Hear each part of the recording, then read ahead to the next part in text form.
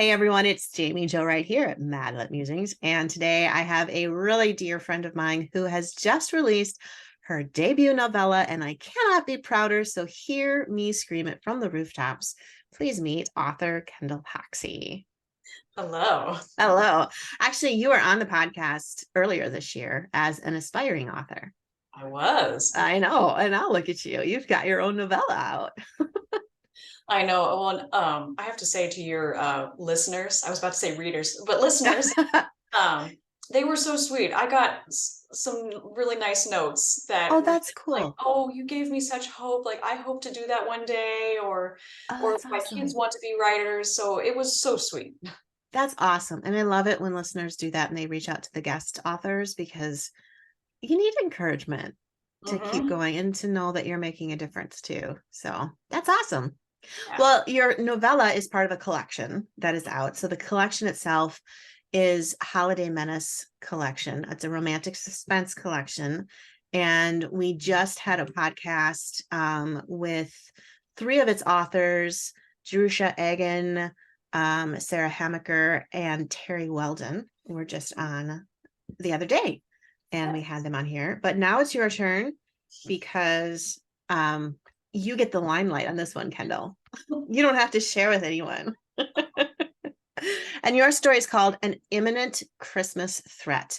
So Mhm. tell us a little bit about this new book baby of yours.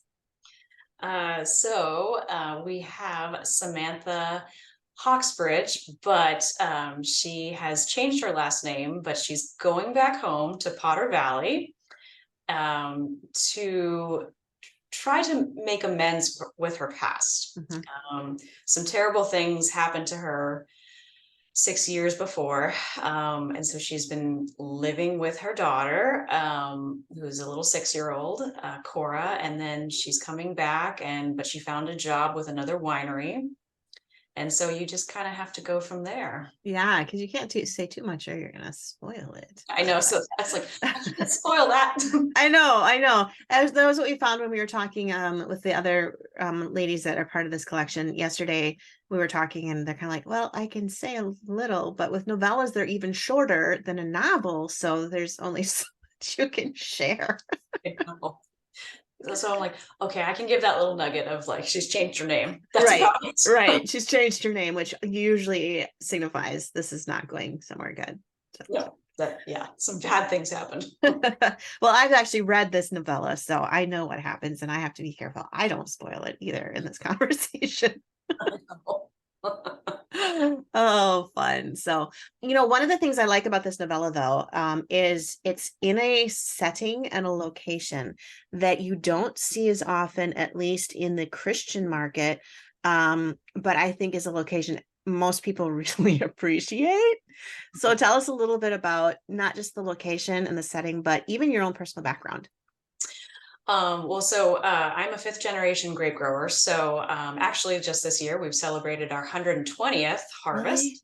Um, Wow. in my day job is we're still through harvest, but I wanted to write something that showed farmers, Hmm. because growing grapes is still farming, Yeah, absolutely. even though it's wine grapes, That's and okay. It's agricultural. a Yeah. little more glamorous than corn.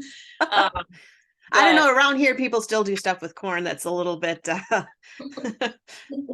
we'll not quite just as cultured, let's say, but well, I mean, the saying we have is there's a lot of beer that goes into making wine. yeah.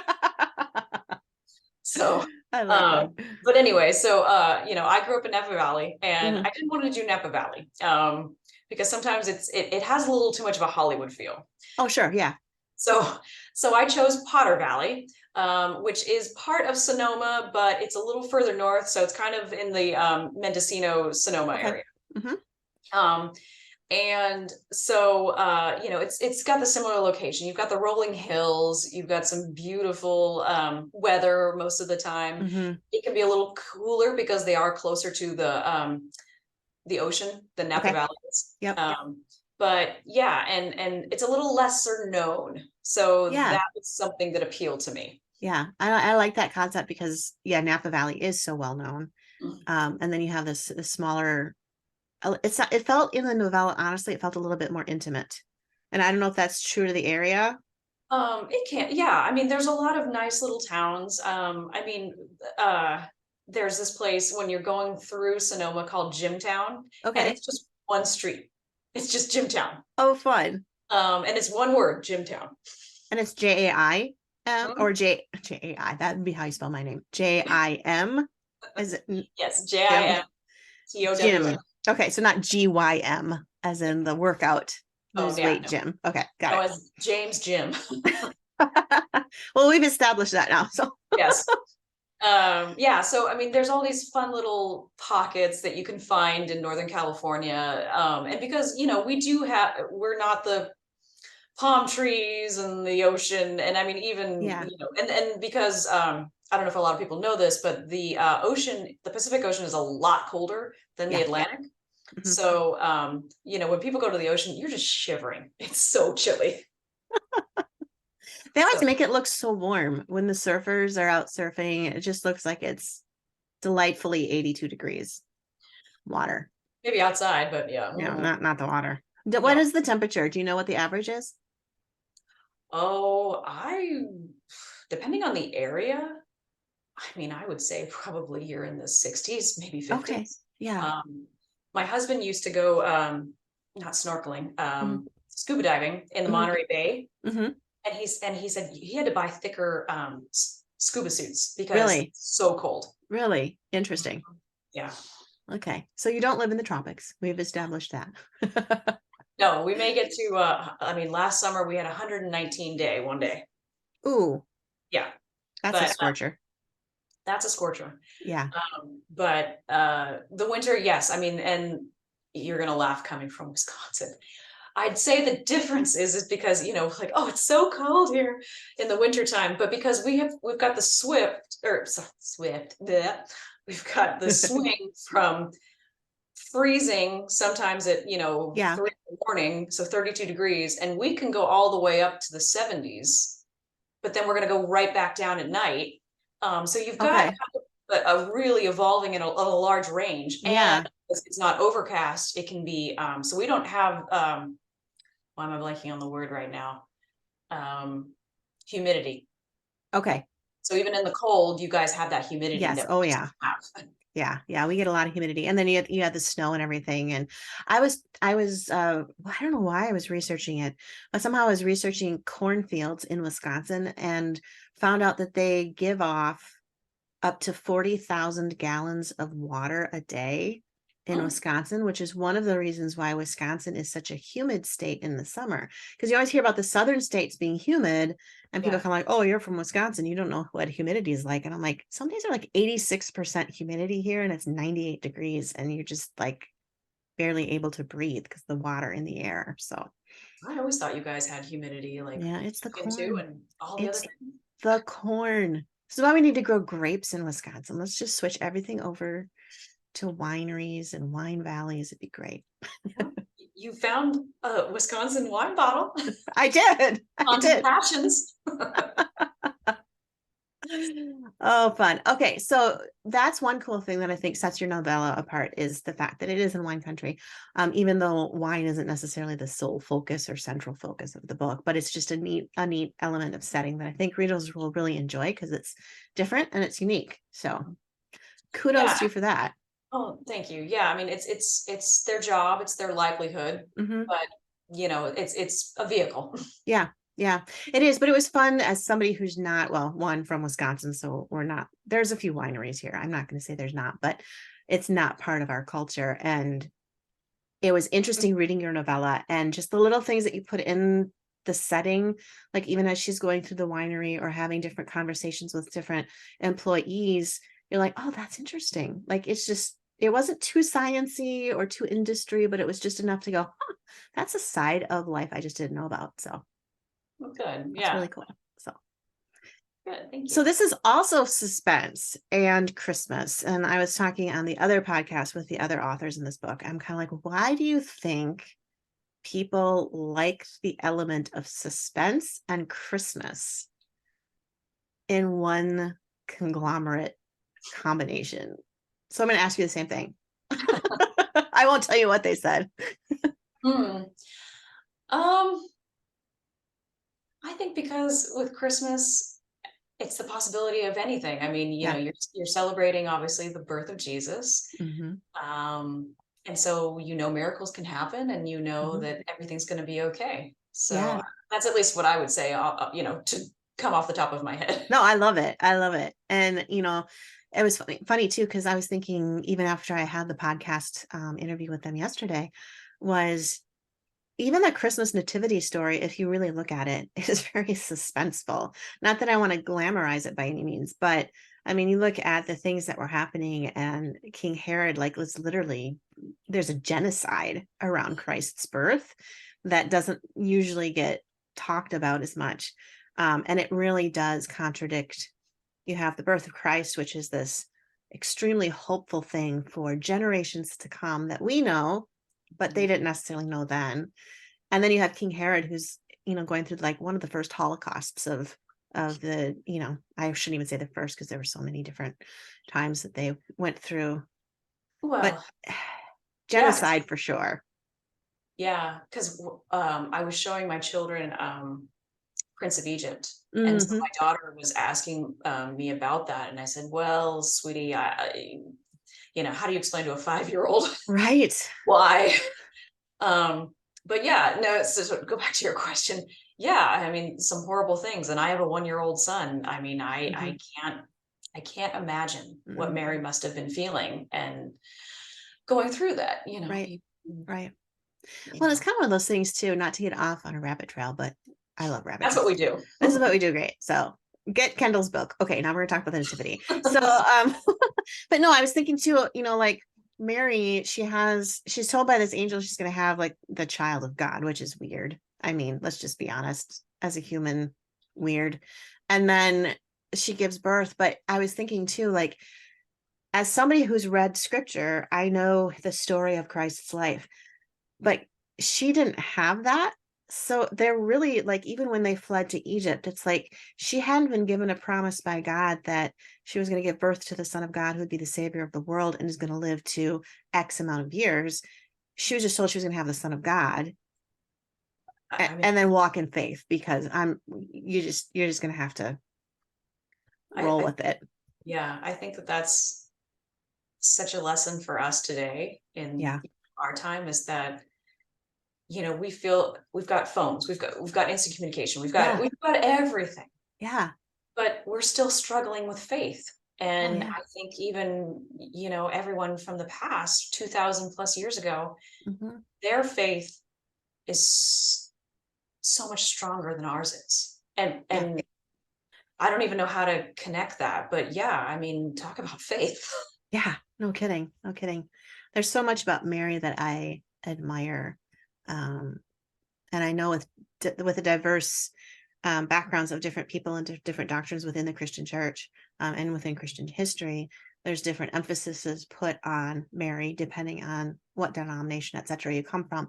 But I think one thing that is a little bit of an injustice to Mary that a lot of the evangelical Protestant churches, which is where I come from, has done, is they've almost diminished her so much to being so um, human, that we're afraid to acknowledge how amazing her faith really was, you Mhm. know, and we I don't even know where I'm going with this, but she's to me, she's a hero, she's a heroine of the faith. Like, she is like this woman that doesn't get enough page time, right? Because of all the stuff that she did and what she was going to go through watching her son, and then all the way up to the crucifixion, which I can't fathom. I mean, if your kid is 1 or your kid is 33, I don't think it's going to make any difference as a mother when No. when you see something like that happen. Yeah. And I mean, I grew up in Catholic faith, and Yeah. still and confirmed Catholic. Hmm. And I will say this for Catholicism, we give a lot of credit to Mary. You do. Yeah. We've got the Yeah. Hail Mary prayer, and And it's and not just a move in football. It's actually a Hail it's not Mary prayer. not at all. And and her feast day, and Hmm. so I will say this: they give a lot of credit to the women, and and so I mean, I'm a millennial, Yeah. and so at least that was kind of the beginning of a little more feminism and things like Right. that. Right. Um, and even so, they'll give credit to Mary Magdalene Mm-hmm. and a lot of other things. So I mean, I Mm-hmm. appreciate that Yeah. because in a lot of ways, being a mother, there's no other job that compares Mm-hmm. to the love, the joy, and the heartache. Yeah. Yeah. There was interesting story for me personally. So one of the verses, and I don't even remember where it is because I'm horrible with references, but there's a thing where it says, and Mary pondered all these things in her heart. And I've always loved that phrase, kind of like you just kind of take pictures with your heart to a degree, and you question and you ponder and you wonder, where's this leading? And the my daughter was born on December 29th, so it was right after Christmas. And she was born 3.5 weeks early, and her lungs were underdeveloped, so she wasn't breathing really well. And so probably after about 10 hours, they decided they were going to move her to a completely different town, city, take her by ambulance. They had security guards because it's an infant. They had doctors, etc. I'm laying in bed, and of course I'm crying because I haven't even held her. Held her for about 3 minutes is it. And now she's already almost on her way to being a full day old. And you could see her breathing, her rib cage would come up and her stomach would suck in because she was trying so hard to catch breath. And I'll never forget, and maybe it was just because it was Christmas. I don't know the doctor's religious background at all, but he came in and he put his hand on my knee and he goes, "Be like Mary, ponder all these things in your heart because Oh, there is a purpose." And I'll never forget that. I don't know what he meant by that 100%, but just the background of knowing be like Mary reminded me of her fleeing to Egypt to save Jesus and Herod coming in and wiping out all these babies, and just thinking about the fact that, okay, I don't understand what's going on right now, but Mary had faith. I can have faith. And I think that's when Mary honestly became really real to me. that's wonderful. Yeah. And she always has been just kind of that heroine of the faith. And um, yeah. So anyway, Oh, that's a sweet story. And knowing Chloe, as I yeah. do now, she's totally fine. Oh yeah, she would take on Herod single-handedly with her personality. Yeah, she would. You've got a feisty one there. Oh yes, and I think it served her well as an infant because she was quite feisty. But yeah, I remember the same doctor when we went in for one of her checkups a couple months after she was born. She also had those big blue eyes, and she's always been intense. And he was taking her heartbeat and all stuff, and she wouldn't break eye contact with him. She was just staring him down at like 3 months old. And he looks at me, he said, "Don't take this the wrong way, but she is the most unsettling child I have ever met. She will not break gazes with me, and that's not normal for a 3-month-old." What are you doing? I know. Oh, fun.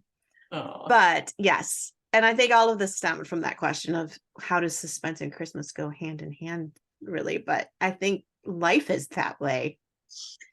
it is. And, uh, I mean, there are certainly days where I love a good running from the mob, Yeah. giant conspiracy theory, and maybe you're doing your job all along, and then all of a sudden, secret operative, like, I've come to save you. And there's a place for that novel, trust me. Yeah. They do quite well. Yeah.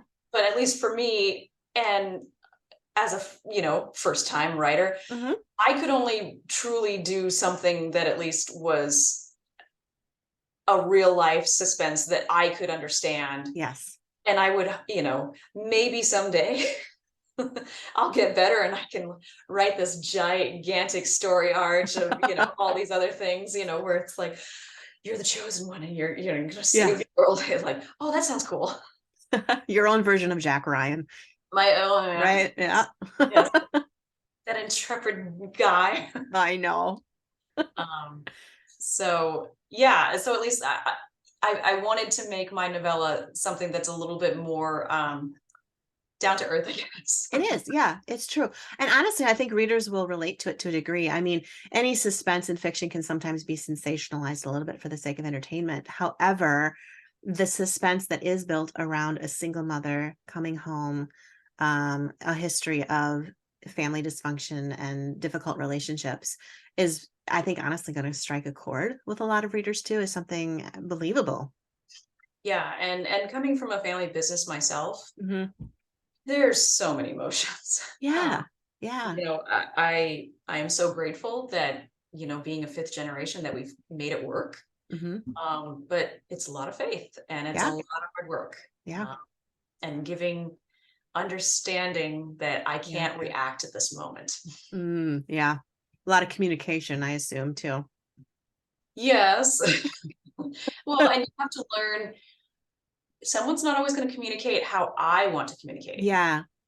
I mean, so we've done the disc deal. Yep. Hmm. And I would say certainly to a degree, I am a D, but Hmm. compared to my dad and sister, I am an S.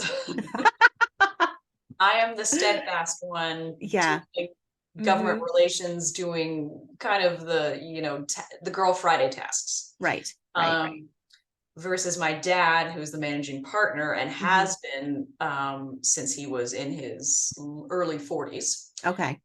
So I mean, he's the patriarch of the family, even though Yeah. his mom and aunt are still alive. Okay.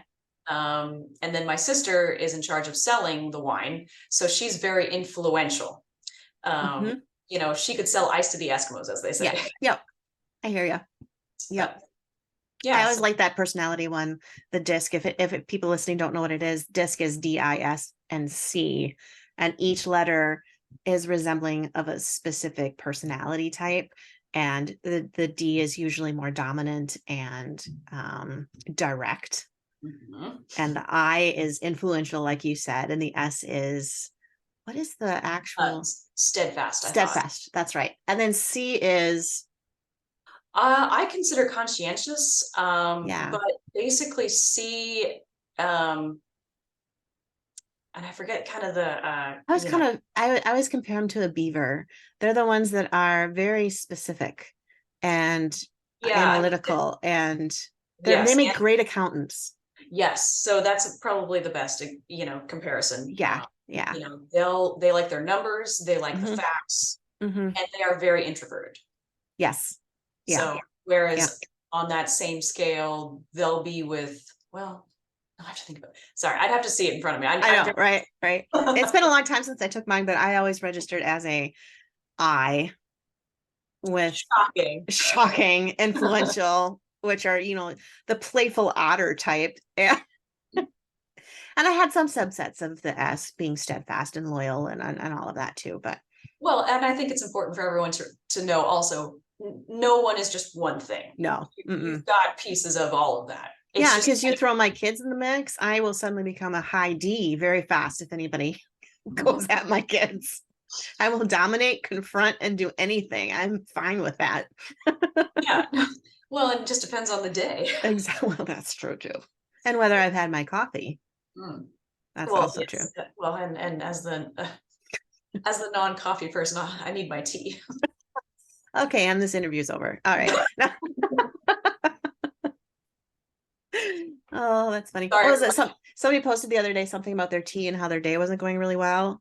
And I was like, and that's because you started it with tea. Like, hello. Well, coming from this Anglophile, it's a perfectly lovely drink. It's very beautiful, very beautiful. Mhm. A little bit of sugar and a little bit of cream goes a long way in your tea. Okay. Well, I drink it black. Well, you're not even proper English then. Probably not. No, I think that's probably more of an Irish thing. I don't know. Well, Anyway, anyone that is not watching this on YouTube, right. I am a very obvious redhead. So Yeah, there. you're kind of obviously Irish, which is fine. It's not offensive to say it. This is a stereotype. No, Irish, Scottish, Irish, Scottish. I mean, not everybody who's redhead is Irish or Scottish, but Well, you want to. So we're gonna go down this other rabbit hole because okay, other rabbit hole. I studied this origin of red hair. So Oh, it do all tell. stems from Russia and the Norway, Sweden, Finland. What? So yes, so that's kind of where it all started. They're all kind of fighting there, and then as Norway slowly went into Iceland, and then you have all the Viking raids. Right. Then they're going down to Ireland, Scotland, England, and then Oh, then we're all dispersing. So yes, it all kind of stems from around that area. interesting. Interesting. And then you have Yes. like the Norwegian that is so blonde and so Yeah, so that's at least my understanding of where everything came from. that makes And sense. granted, because the last four daughters, the Grand Duchesses, they had all different shades of red hair too. You're But right. I do remember hearing that. yeah, Alexandria was or Alexandra, sorry, Hmm. um, was German and British. Hmm. So it all kind of, circles back. But at Yeah. least Western Europe is definitely the hub of Oh, redheads. yeah. No, that makes sense. That makes sense. And then I had talked to a scientist once. We were talking about stuff, and he mentioned that redhead um, was also scientifically because of a mutated gene. Mhm. And his summary was basically redheads are mutants. So there you Well, go. yes, my friend likes to do that joke of Ju- the Jews are going to take over. But we're only 2% of the population, and unfortunately, I was because my grandmother, my mother, myself are all the redheads, and I was praying for a redheaded daughter, but No, you got a cute little brunette though. I got a spunky little brunette. Yes, you did. She got the personality of a redhead. She sure do. But actually, Jack is, I don't know, he's a very light brunette. Oh, We might show some shades there, which my husband's laughing about. I said, stop, he's not gonna be carrot top. yeah. Oh, I have a nephew who's a carrot top. Like true to the word. Like it is full on blaze orange. He Okay. doesn't even need to wear orange to go hunting in the winter because you can spot him a mile away. But anyway, this is a blast. And we are really on here not to talk about Mary or red hair or mutations and all the random things that we've talked about. We are actually here to talk about your book, which is an imminent Christmas threat novella, part of the Holiday Menace collection, which has authors like Jerusha Egan, Mary Alford, Laurie Altabaumer, Danielle Grandinetti, Sarah Hamaker, Kendall Hoxsey, who we're talking to, Fangirl, Karen Kirst, Pat O'Brien, Hope Wellborn, and Terry Weldon. So, I mean, snag the book now because it is on sale, from what I understand, through December 31st, and then will no longer be available It as will a no collection. yes, it goes away, and then it's up to us. So you'd have to then buy each 10 Each one separate. stories by yourself. All right. All right. So yeah, so please, it's only on Amazon Kindle. Mm-hmm. So purchase it there. Super 4.99, I affordable. believe. $4.99. That's like ridiculously. I Yeah, mean, and that's less than 50 cents a story. yeah, so and it was a blast. I mean, everybody, so you've got myself and Hope, and there might be one or two other newbie authors, but you've got some veterans in there and the Mm-hmm. newbies. And it was a lot of fun, and I think it came together really well. Yeah. Yeah. I think this is great. This is great. Well, Kendall, I am ridiculously proud of you. I am so thankful to God that we've met and joined our lives in friendship over all sorts of weird conversations. And now we have given all the readers insight into what our regular conversations look like. And I Yeah. might lose subscribers, but hey, it's okay. But hopefully you'll gain some readers. That's the key.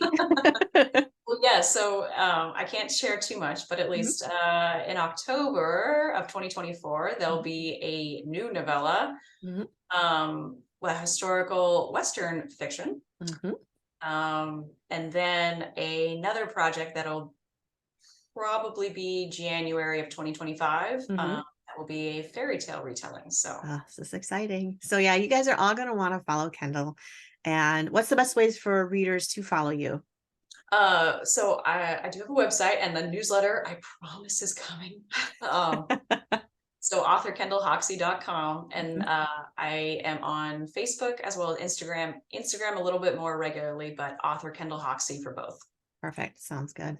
Well, thank you so much, Kendall, for being here and joining us. And with these other releases coming in the future, I'm sure this isn't the last time. Thank you, Jamie. It's such a pleasure and honor to be with you.